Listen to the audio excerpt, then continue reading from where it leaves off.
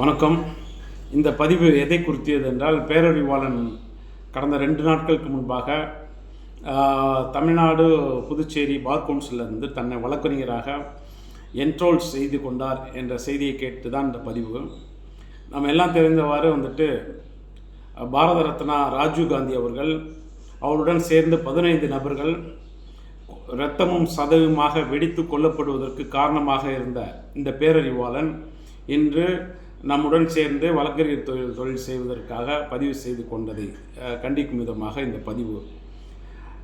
அதாவது இன்றைக்கி நாம் பார் கவுன்சிலில் என்ரோல் பண்ணணும், இல்லை ஏற்கனவே என்ரோல் பண்ண ஒரு வழக்கறிஞர் மீது ஏதாவது ஒரு சாதாரண குற்றம், ஒரு 75 என்று சொல்லக்கூடிய குற்றம், அல்லது வாடகைதாரருக்கும் ஓனருக்கும் உள்ள குற்றத்தில் அட்வொகேட் இன்வால்வ்டு அப்படின்னா, இன்றைக்கி பார் கவுன்சிலில் போயிட்டு நம்மளை சஸ்பெண்ட் பண்ணி இதை முடிச்சுட்டு வாங்க அப்படின்னு சொல்லக்கூடிய சூழ்நிலையில் இன்றைக்கி இவ்வளோ பெரிய ஒரு குற்ற பின்னணி கொண்ட பேரறிவாளனை எந்த ஒரு பேக்ரவுண்டையும் வெரிஃபிகேஷன் பண்ணாமல், அல்லது வெரிஃபிகேஷன் பண்ணிவிட்டு இது எந்த தடையும் இல்லை என்பது போல் அவர் என்ரோல் பண்ணியிருக்கிறது வழக்கறிஞர் சமுதாயத்திற்கு மட்டுமல்ல, பொதுமக்கள் மத்தியிலும் இது உண்மையாகவே ஒரு ஆச்சரியமான விஷயம், ஏற்றுக்கொள்ள முடியாத விஷயம். ஏன்னா இன்றைக்கி இவங்க சொல்லக்கூடிய விஷயம் என்னென்னா, இதே போல் ஒரு நபர் ஒரு மூணு பேரை அருவாளில் வெட்டி கொலை செஞ்சுட்டு ஜெயிலுக்கு போயிட்டு, இல்லை எனக்கு முடிஞ்சிடுச்சு, ஜெயில் தண்டனை நான் அனுபவிச்சுட்டேன்னு சொல்லிட்டு நின்னாங்கன்னா மக்கள் எப்படி ஏற்றுக்க மாட்டாங்களோ, வழக்கறிஞராக பதிவு செஞ்சால் எப்படி நம்மளால் ஏற்றுக்க முடியாது, அதே போட்டு அதை விட கொடூரமான குற்றம் செய்தவர் தான் அந்த நபர். நம்ம ஒரு விஷயம் மட்டும் கண்டத்தில் கொண்டிருக்கணும், என்னென்னா சுப்ரீம் கோர்ட் இவரை நிரபராதி என்று விடுதலை செய்யவில்லை. ஆனால் அதே வேளையில் இவரும் அந்த கூட்டு சதியில் கலந்து கொண்டார்.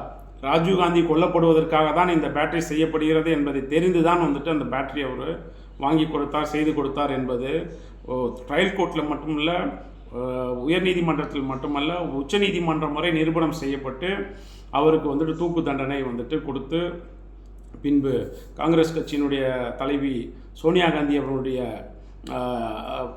அறிவுறுத்தலின்படி அல்லது பரிந்துரையின்படி அவருடைய மரண தண்டனை ஆயுள் தண்டனையாக மாற்றப்பட்டது.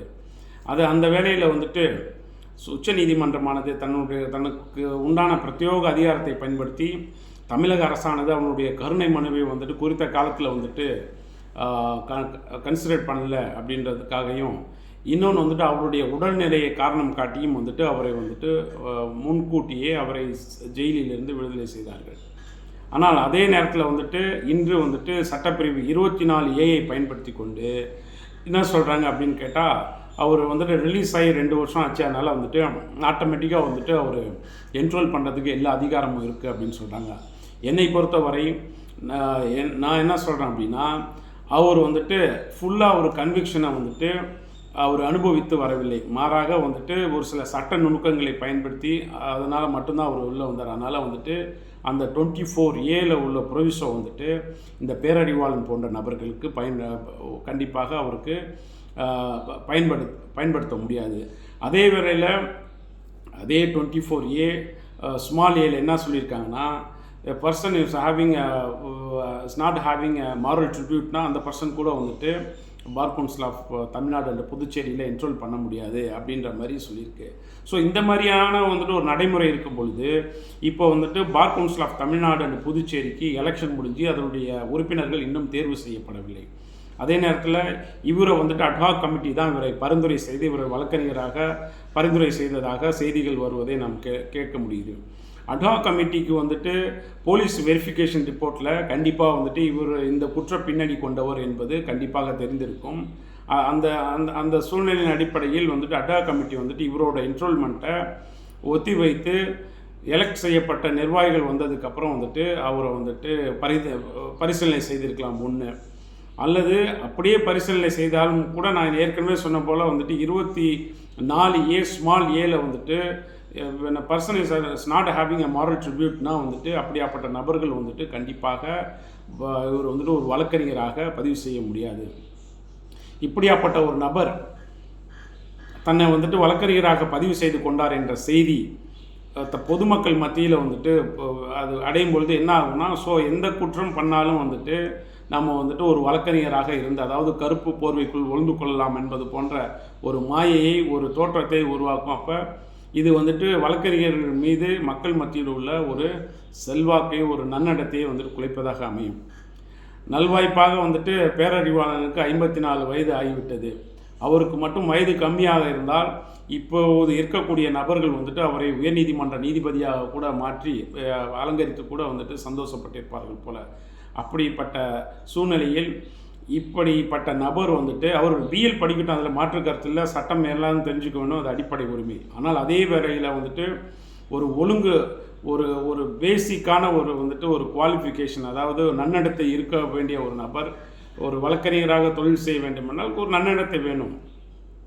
அப்படிப்பட்ட நன்னடத்தை எதுவுமே இல்லாத நபர் உன்னையும் என்னையும் போல் வந்துட்டு கோட்டு கவுன் போட்டு நாளைக்கு நம்ம பக்கத்தில் வந்து நிற்கிறாருன்னா இவர் எப்படி வந்துட்டு மற்றவர்களுக்கு நீதி வாங்கி கொடுக்க முடியும்? எனவே இந்த அட்ஹாக் கமிட்டி என்று சொல்லக்கூடிய யார் வந்துட்டு இவருடைய மனுவை பரிசீலனை செய்தார்களோ, யார் ஏற்றுக்கொண்டார்களோ அவர் கண்டிப்பாக இதற்காக வருந்த வேண்டும். Bar council of Tamil Nadu and Puducherry கண்டிப்பாக இவரை வந்துட்டு பார் கவுன்சில் ரோலிருந்து இவரை ரிமூவ் பண்ணி இவரை வந்துட்டு வழக்கறிஞராக ப்ராக்டிஸ் செய்ய விடக்கூடாது என்பதுதான் என்னை போன்ற வழக்கறிஞர்களின் கோரிக்கை. இது நான் வந்துட்டு ஏதோ வந்துட்டு கட்சியின் அடிப்படையில் மட்டும் சொல்லவில்லை, மாறாக இது வந்துட்டு தொழில் செய்யக்கூடிய, அதாவது வழக்கறிஞர் தொழில் செய்யக்கூடிய ஒருவரும் இதை வந்துட்டு இப்படியாப்பட்ட நபர் வழக்கறிஞராக ஏதோ ஒரு இன்னசென்ட் மாரி வந்துட்டு வழக்கறிஞராக தொழில் செய்வதை கண்டிப்பாக ஏற்றுக்கொள்ள முடியாது. எனவே bar council of Tamil Nadu and Puducherry கண்டிப்பாக இவருடைய ரோலை வந்துட்டு விலக்கி வைத்து அவரை தொழில் செய்ய விடமாட்டார்கள் என்று நம்புகிறேன். இல்லையே கண்டிப்பாக சட்டப்படியான நடவடிக்கை எடுத்து அவரை இந்த ரோல்லேருந்து ரிமூவ் பண்ணுறதுக்கான ஏற்பாடுகளை செய்வேன் என்பதை இதன் மூலம் தெரிவித்துக் கொள்கிறேன்.